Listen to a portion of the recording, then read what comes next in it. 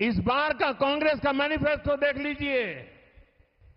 कांग्रेस ने अपने मैनिफेस्टो में जो कहा है वो चिंताजनक है, गंभीर है, और ये माओवाद की सोच को धरती पर उतारने की उनकी कोशिश है।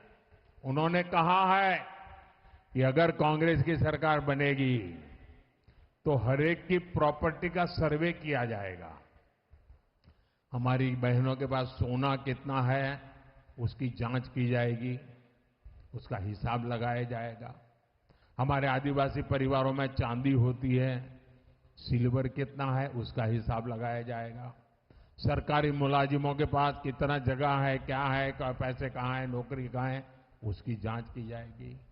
इतना ही नहीं, आगे क्या कहा है, ये जो गोल्ड है बहनों का और जो संपत्ति है ये सबको समान रूप से वितरित कर दी जाएगी।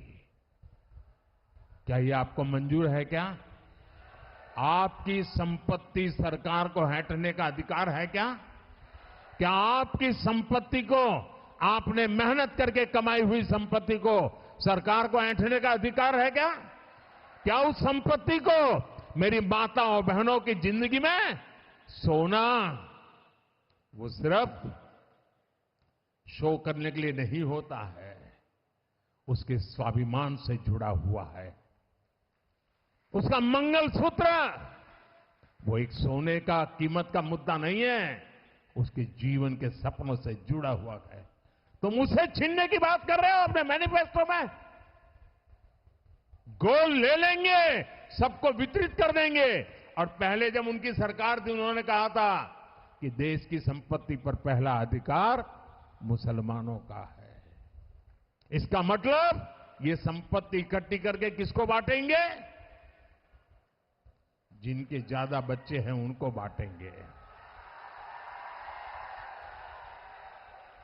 घुसपैठियों को बांटेंगे। क्या आपकी मेहनत की कमाई का पैसा घुसपैठियों को दिया जाएगा? आपको मंजूर है?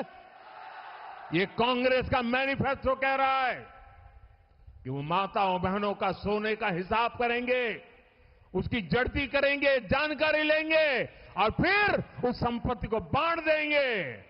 और उनको बांटेंगे जिनको मनमोहन सिंह जी की सरकार ने कहा था कि संपत्ति पर पहला अधिकार मुसलमानों का है।